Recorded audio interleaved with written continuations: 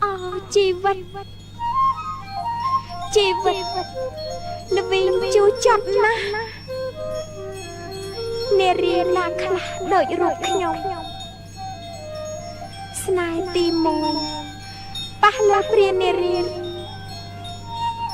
ស្នេហ៍ទី2ប៉ះលើប្រុសចិត្តសែនអប្រិយ